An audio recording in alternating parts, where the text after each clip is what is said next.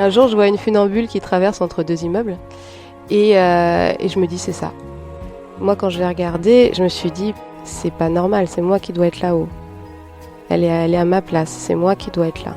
Et c'est vraiment ça, clairement, que je me suis dit. Et quand je suis rentrée chez moi, c'était vraiment... le soir, j'ai ouvert la fenêtre et j'ai dit que je deviendrais la plus grande funambule du monde. C'était une espèce d'évidence, il n'y avait pas à tergiverser, c'était ça. La première fois que j'ai vu Tatiana Mosio-Bongoga, elle dansait sur son fil au-dessus du Stade de France, vêtue d'une robe miroir qui la faisait briller de 1000 feux à 25 mètres du sol. Ses bottes en cuir ajoutaient une touche rock chic. Elle irradiait de bonheur et j'ai immédiatement ressenti le désir de la rencontrer pour lui poser un tas de questions. Quelques jours plus tard, j'apprends qu'elle parcourt le monde en effectuant des traversées sur son fil, remportant en 2012 la médaille d'or au Festival mondial du cirque de demain. En 2014, elle fonde sa propre compagnie à Sauve dans les Cévennes, démontrant une expertise et une passion indéniables pour son art, et elle obtient un diplôme d'état d'enseignante de cirque en 2021. Enfin, je découvre le film documentaire de Jean-Baptiste Mathieu, diffusé sur Arte. Aujourd'hui, Tatiana s'investit dans sa formation en tant que préparatrice mentale auprès de Focus. Sa détermination et sa volonté de se perfectionner continuellement témoignent de son ambition à repousser sans cesse les limites de ses performances et à inspirer les autres à réaliser leurs rêves. Alors, enfance, je vis dans un quartier en périphérie de Caen, dans un milieu un peu, on va dire, défavorisé, mais même si j'aime pas dire ce mot-là. Et un jour, je vois une funambule qui traverse entre deux immeubles, et je me dis c'est ça. Et ça répond à toutes mes questions de petite fille, j'ai 7 ans et demi à l'époque, et je vois une femme qui est en hauteur et qui sourit. Et moi, je suis sur le plancher des vaches et je suis mal dans mes baskets, je vais pas bien. Et je me dis qu'en fait, j'ai envie de m'extraire de ce monde parce que ce monde ne me convient pas. Et je tombe complètement, j'ai l'impression que tout mon être sent que la solution, elle est sur ce fil. Et elle était habillée comment, la dame ? Alors ça, je me rappelle pas du tout, je me rappelle que de son sourire. Je m'appelle Tatiana Mosio-Bongoga, j'ai 40 ans et je suis funambule. Elle était heureuse, en fait. Ça, c'est son bonheur qu'elle arrivait à faire transparaître. J'ai l'impression que c'est ça qui m'a touchée, ouais. C'est qu'elle était, elle était bien dans ce qu'elle était, dans ce qu'elle faisait. Et la liberté ? Je sais pas si c'est une histoire de liberté. Le fait qu'elle soit en hauteur, qu'elle ait le droit d'être en hauteur, peut-être qu'il y avait de ça, effectivement. Mais est-ce que je l'apparentais déjà à de la liberté ? Non, je pensais juste qu'elle avait le droit, en fait. Ou qu'elle prenait ce droit, ou j'en sais rien, mais en tout cas, elle était là. En fait, moi, quand je l'ai regardée, je me suis dit, mais c'est pas normal, c'est moi qui dois être là-haut. Elle est à ma place, c'est moi qui dois être là. Et c'est vraiment ça, clairement, que je me suis dit. Et quand je suis rentrée chez moi, c'était vraiment... le soir, j'ai ouvert la fenêtre et j'ai dit que je deviendrais la plus grande funambule du monde. C'était une espèce d'évidence, il n'y avait pas à tergiverser, c'était ça. Comment ça s'est passé ? Ça s'est passé très facilement, en fait. Celle qui a fait la traversée, il y avait une école de cirque qui était tenue par un ancien traditionnel du cirque qui était spécialisé en funambule. Donc c'est là-bas qu'elle a appris ça. Et cette école de cirque, elle était dans la même ville où j'étais. Donc ma mère, elle m'a inscrite là-bas. Au début, c'était 2 entraînements par semaine, parce que tu faisais de la gym et tu faisais une discipline spécialisée. Du coup, moi, j'avais pris funambule et gymnastique. Et ensuite, tu pouvais choisir 2 disciplines différentes. Du coup, à chaque fois, je gardais le funambule et j'essayais un petit peu tout. Et à la fin, je faisais plutôt 2 heures, 4 heures de funambule, en fait, j'avais arrêté le reste. Et à la fin, on m'a proposé de faire partie d'un groupe spectacle et je pouvais m'entraîner encore plus le samedi après-midi. Du coup, j'étais à 7 heures de funambule par semaine. Et en plus, les week-ends, il y avait des représentations. Du coup, je partais en plus pour aller performer. J'ai rencontré Yann en Afrique avec Buren Cirque. Et on s'est retrouvés à faire une traversée à Sauve parce qu'il n'habitait pas très loin. Du coup, on a fait une traversée du village. Et à partir de là, on s'est dit, mais c'est chouette de faire des traversées. Est-ce qu'on ne créerait pas une compagnie ensemble ? Et on a créé cette compagnie. Et 10 ans plus tard, on en est là où on en est. Et on a toujours cette soif de rencontre et de se dire que tout est possible. Et que si ça ne l'est pas, c'est pas grave parce qu'on va le faire quand même. Basinga, c'est le nom de notre compagnie. On l'a montée il y a 10 ans avec Yann Netz. C'est une compagnie qui est spécialisée dans l'art du funambule, mais qui est assez... on va dire que c'est un funambule qui est très ouvert.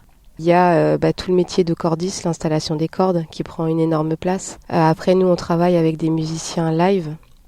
Donc basinga, c'est un mot en lingala qui veut dire corde. Donc là, d'un coup, on a les cordes de la guitare, les cordes vocales, il y a une multitude de cordes en fait, et c'est vraiment ça qui nous lie tous ensemble. On travaille aussi avec une costumière, on travaille avec une photographe, dans des projets immersifs dans les quartiers, et ça nous permet de pouvoir rendre accessible ce qui paraît inaccessible. Parce que sur le funambule, il y a vraiment ce truc de rareté et ce truc d'extraordinaire.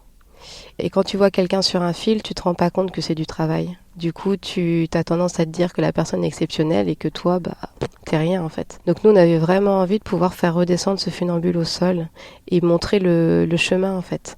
Et dans ces projets-là, on donne des ateliers. Enfin, très vite, les enfants, quand ils me voient m'entraîner, ils demandent à essayer. Et on sort tout le matériel pour qu'ils puissent monter dessus.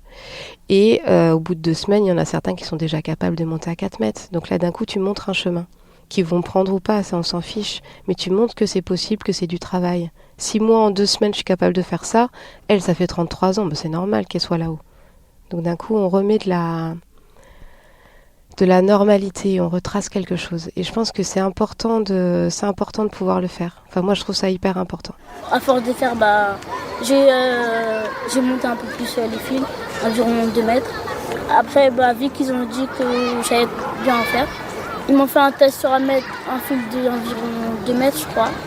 Après, ça allait. Donc, Tatiana m'a demandé est-ce que je voulais faire partie du spectacle.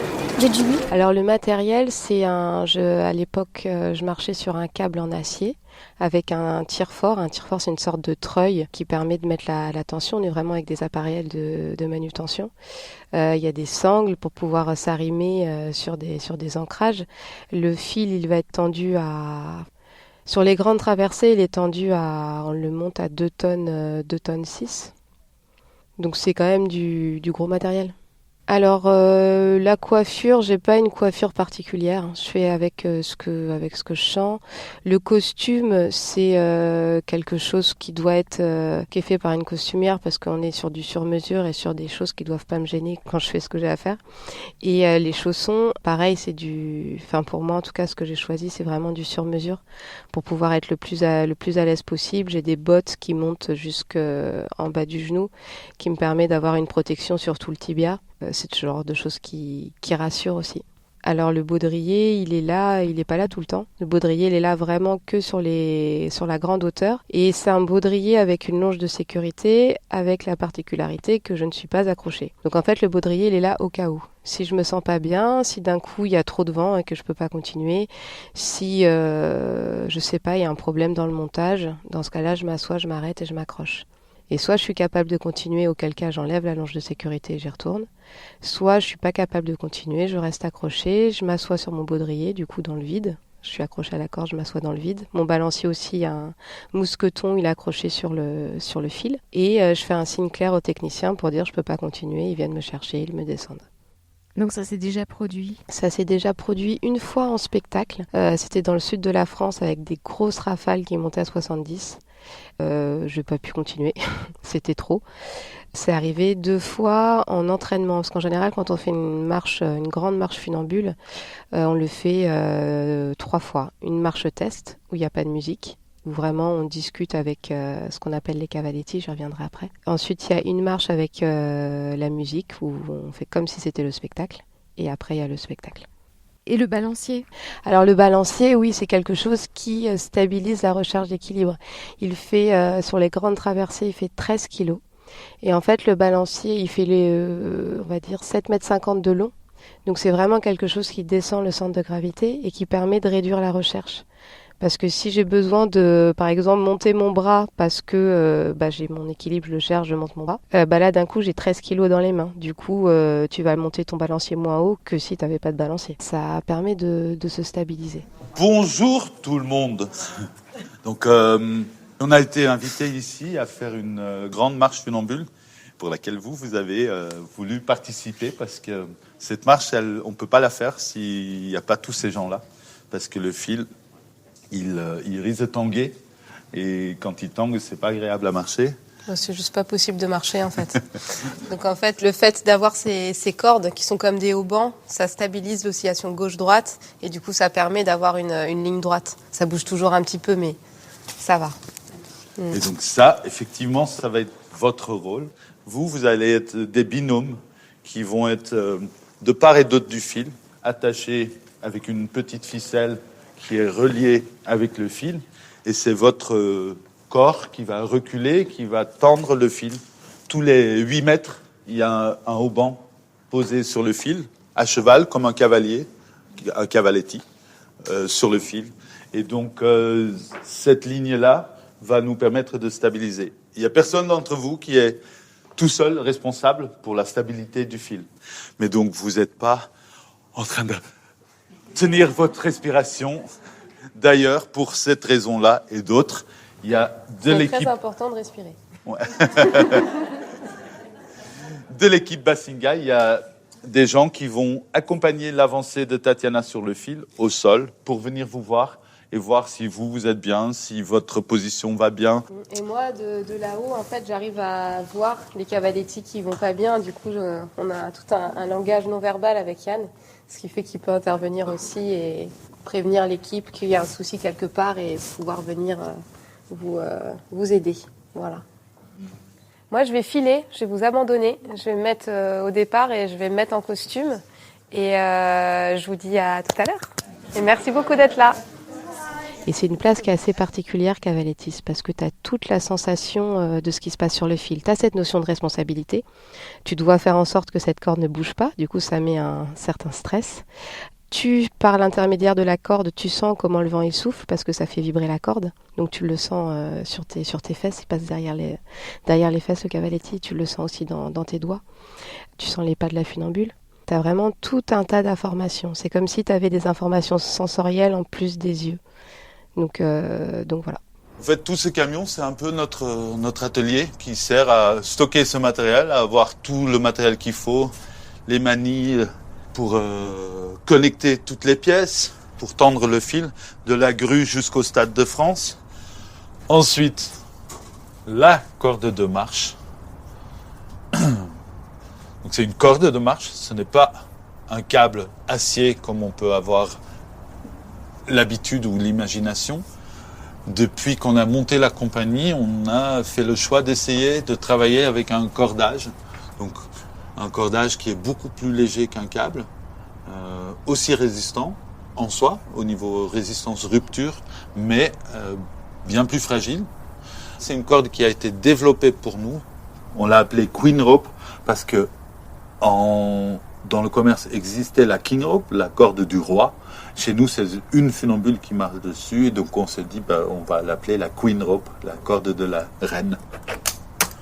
Alors Yann, c'est vraiment, pour moi, c'est un pilier. C'est lui qui s'occupe de toute la direction technique de la compagnie. C'est aussi lui qui donne les ateliers avec moi. On a toute une équipe de rig. Du coup, c'est lui qui s'occupe d'organiser le planning, de choisir les personnes avec qui on travaille. Après, on travaille toujours avec les mêmes personnes. Donc voilà, c'est vraiment tout l'aspect organisationnel et l'aspect confiance. Parce que je sais qu'avec cette équipe rig, il m'arrivera jamais rien, parce que c'est les meilleurs qui... Enfin, c'est des artistes en fait, c'est plus des techniciens, ils ont réinventé leur discipline. Donc je me sens complètement en sécurité et ça permet de faire les choses. Après, il y a toute l'équipe musicale, donc là c'est pareil, c'est une musique qui a été créée spécialement pour le funambule et spécialement pour moi. Donc c'est vraiment je me sens hyper bien avec cette musique, donc si je sens que mon mental est pas bon, je vais m'appuyer sur elle. Si j'ai besoin, si je sens que je suis un peu fatiguée sur la fin, je vais m'appuyer sur le rythme. Enfin, tout est construit en fait pour être dans une espèce de bulle de sécurité. Parce que la sécurité, souvent, on la voit un filin qui est accroché et qui rassure tout le monde, mais en fait, la sécurité, elle est pas là. La sécurité, elle est dans tous ces fils invisibles en fait qui nous lient les uns aux autres. Souvent, on me demande si j'ai peur du vide. J'ai pas peur du vide parce que ce vide, il est rempli en fait de tout ça. Et c'est ça qui fait que ce fil, ça reste un sol. Cette petite fille qui a des troubles de l'attention, qui est incapable de fixer son attention plus de 3 secondes, mais qui d'un seul coup va faire 4 mètres de câble et du début à la fin, elle va être concentrée. Cette concentration, je ne la connaissais pas chez cette petite fille. On n'est pas tous égaux par rapport à l'attention. Hein. Il y en a qui mettent beaucoup de temps et qui sont obligés de la travailler très fort pour réussir à rester focus sur quelque chose. On voit bien ça avec les enfants et avec notre société actuelle où il y a vraiment beaucoup de stimuli dans tous les sens. Donc rester focus sur quelque chose, c'est pas évident. Donc voilà, après, la particularité de la grande hauteur, c'est que tu es dans un environnement qui n'est pas normal. Du coup, ton corps se met en alerte tout seul. Quand tu dépasses une certaine hauteur, ton corps te dit « c'est pas normal, qu'est-ce que tu fous là ?» Donc du coup, ça éveille quelque chose et chez moi, en tout cas, ça fait passer le mental derrière. Je suis plus en train de penser à la machine à laver que j'ai oublié d'éteindre. Je m'en fous littéralement. Je suis vraiment dans l'action et dans ce qui va se passer. C'est comme si je faisais de la méditation et que je réussissais une méditation. C'est posé en fait. C'est posé, ton objectif c'est d'aller jusqu'au bout, de vivre ce moment-là, parce que je fais pas que marcher, je danse, il se passe tout un tas de choses. Mais il y a vraiment quelque chose qui est de l'ordre de la présence et de l'instant T qui est bien plus présent que quand je suis sur le sol ou quand je suis au volant de ma voiture. C'est... ouais. Et ça, maintenant, c'est rigolo parce que je le cherche avec l'état de méditation. Mais cet état méditatif, il est difficile à avoir. S'il n'y a pas une action qui m'emmène dedans, ça demande beaucoup plus de travail. Le funambule, c'est vraiment une métaphore de la vie. On s'adapte, quoi qu'il arrive. Et sur le fil, peu importe le corps que tu as, tu t'adaptes pour gérer cet équilibre-là. Nous, on part vraiment du principe avec Basinga qu'à partir du moment où tu es capable de marcher par terre, tu es capable de marcher sur un fil. C'est une réadaptation. Le fil, c'est un sol qui est plus petit. Du coup, tu vas te réadapter pour réussir à faire en sorte que ton corps tienne sur ce fil. On a fait marcher des personnes qui avaient des pieds de bout, ou qui étaient même une personne qui était amputée en fait, qui marchait avec une chaussure, ça c'était dans un hôpital psychiatrique. Et en fait, il arrivait à placer son pied et faire en sorte que ça fonctionne sur le fil.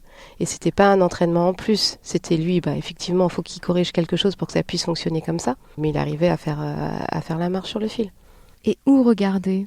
Alors on regarde devant soi, on regarde en bas, on regarde en haut, on en regarde bas sur aussi les côtés. Ah bah oui, sinon ça n'a aucun intérêt, tu regardes partout.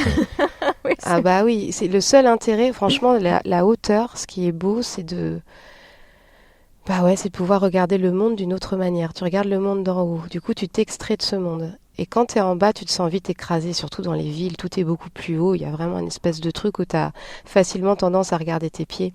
Quand tu es en hauteur et que tu vois toute cette perspective, d'un coup le monde, c'est un autre monde.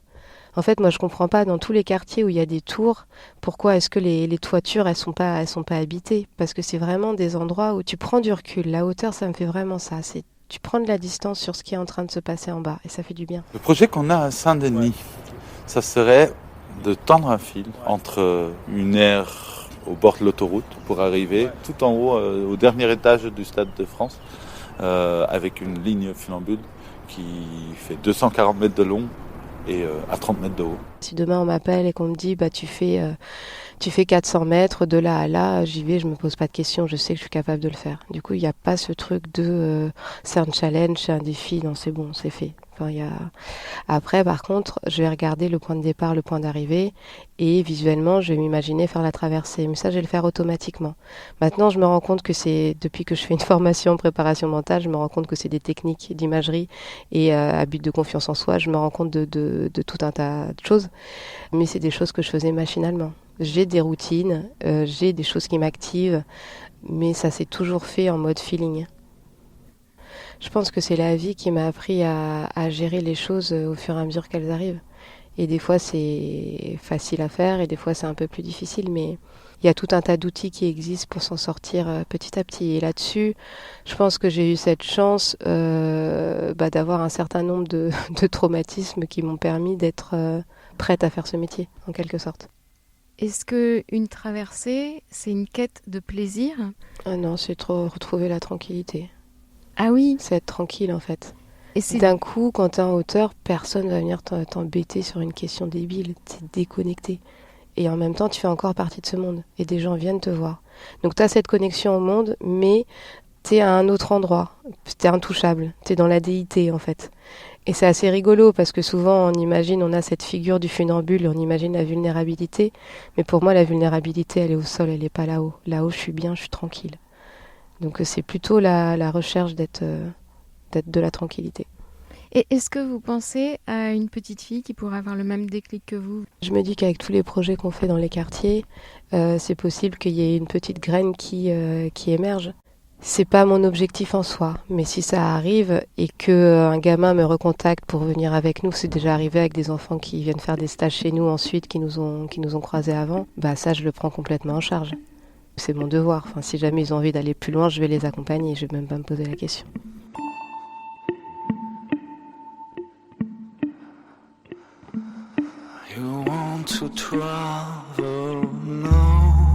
Moi, ce qui m'intéresse beaucoup sur le fil, c'est vraiment la danse, de pouvoir bouger sur la musique.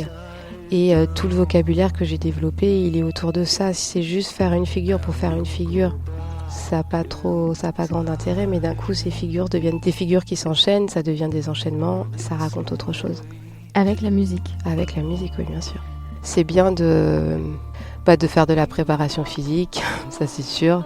C'est bien d'être suivi aussi. Moi, je sais que je suis suivie par une kiné, mais qui me fait aussi ma préparation physique, ce qui permet de voir les moments où j'ai des déséquilibres et tout, de pouvoir renforcer certaines parties du corps et pouvoir travailler en conscience. Et après, je fais du pilates aussi beaucoup pour tout ce qui est renforcement musculaire. Et la deuxième plus fragile ou valeur dans ce camion, ça va être le balancier. Ici, dans cette housse, on range le balancier pour Tatiana. Et le balancier pour les funambules, ils disent que c'est leur âme qui est dans le balancier. Est-ce que c'est un métier, un art, un sport ? C'est tout mélangé. C'est tout mélangé. Il faut un sacré niveau physique pour pouvoir faire ces disciplines. Il faut un super mental. Il faut avoir cette fibre artistique parce que tu montres quelque chose dans une exigence de mouvement, de geste. Tu es censé être incarné dans ce que tu fais parce qu'un geste vide, ça veut rien dire en fait. C'est du blabla. C'est comme quand tu parles, mais t'as rien à dire. Donc c'est vraiment, c'est tout ça mélangé. Et avant une traversée, quel est le moment le plus exaltant, le moment le plus normal entre guillemets ? Mais tout est au même niveau en fait. Ah ouais ? T'as le moment avant de commencer où t'es en économie cognitive. Là d'un coup t'as une espèce de pic. Enfin chez moi ça fait ça. Hein. Je suis en énergie, je dois être à 2 sur 10. Je suis complètement crevée, j'ai envie de dormir. Je me demande comment est-ce que je vais faire pour pouvoir monter là-haut parce que je suis juste fatiguée. Avant ça, t'as tout ce qui est maquillage. Donc là, c'est vraiment, ça veut dire la préparation et tout, je vais y aller. Après, du coup, t'as ce pic de fatigue. Et après, t'as le top de, ça y est, c'est bon, on est prêt. Et là, d'un coup, t'as tout qui remonte et c'est parti. Donc ça, c'est vraiment les différents trucs. Et sur le fil, voilà, c'est parti, tu fais ton truc. Mais tu rentres dans un autre espace-temps. C'est décalé. Et souvent, à la fin, quand j'ai des interviews, c'est toujours hyper compliqué parce qu'on me demande ce que j'ai ressenti, mais j'ai pas encore accès parce que je suis dans un autre espace-temps. Et j'ai pas encore accès à cet espace-temps. Donc à chaque fois, je réponds avec une traversée que j'ai fait avant, que j'ai eu le temps d'analyser, eu le temps de comprendre un peu ce qui s'était passé. Et ça passe toujours trop vite ? Non. Non, ça passe pas trop vite parce que ce balancier, il est lourd quand même. C'est 13 kilos sur, on va dire, sur 200, 250 mètres quand même, ça pèse. C'est quand même assez physique. Ça passe sur le temps, si on parle du temps de préparation, et au final, le spectacle, effectivement, c'est rapide. Mais en vrai, cette traversée, tu la sens passer. T'es content de la commencer, t'es content de la finir. Enfin, je me dis pas, c'est déjà fini. Je me dis, ok, j'ai vécu quelque chose. Je sais pas quoi encore, mais j'ai vécu un truc. Ça a toujours été du travail parce que j'étais pas meilleure que les autres, en fait. Donc c'est toujours le fait de m'acharner et de toujours vouloir trouver des solutions. Et d'être toujours dans la recherche qui m'a permis au fur et à mesure de me faire mes armes. Là, je pense à mon prof en funambule, le premier, qui est venu me voir sur un spectacle et qui m'a dit un jour, tu sais Tatiana, moi j'ai donné des cours de funambule pour vous aider à être, parce que pour moi le cirque, ça donne tout un tas de clés qui permet de développer son estime de soi, sa confiance. Et après, il me fait un grand sourire, il me regarde droit dans les yeux et il me dit, toi Tatiana, tu fais partie des rares imbéciles qui n'ont rien compris, tu es devenue artiste. Et lui, j'ai vraiment beaucoup appris de lui, parce qu'en effet, cette discipline-là, si tu la pratiques en amateur, tu peux développer toutes ces habiletés mentales. Mais si tu la pratiques en tant qu'artiste, c'est autre chose. Là, d'un coup, tu rentres dans une autre sphère et d'un coup, tu rentres dans le monde des excès, en fait. C'est que tu vas beaucoup t'entraîner, tu vas penser qu'à ça, ta vie va tourner autour de ça. Tu passes vite pour quelqu'un d'excessif, mais en même temps, t'es normal dans ton anormalité, parce que c'est ça qui te fait vibrer. Donc oui, cette personne-là m'a beaucoup appris. Et après, j'apprends de vraiment plein de monde. J'apprends beaucoup des enfants aussi. Hein. J'apprends de toutes les rencontres, en fait. Il se passe toujours quelque chose. Et qui a appris de toi ?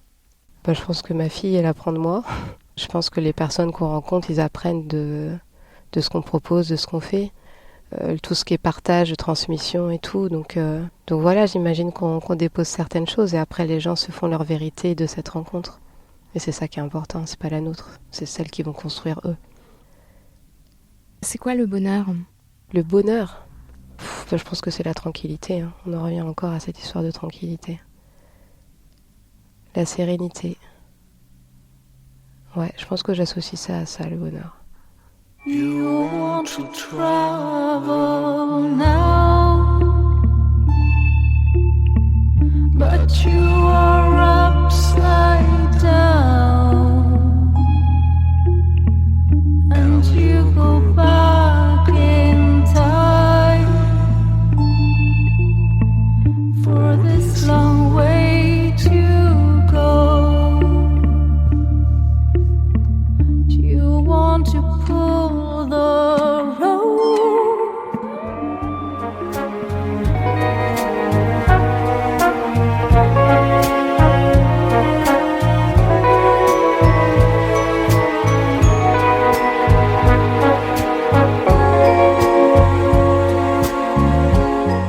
C'était Ma vie en rose. Merci infiniment à tous ceux qui m'ont aidé à réaliser ce portrait sonore.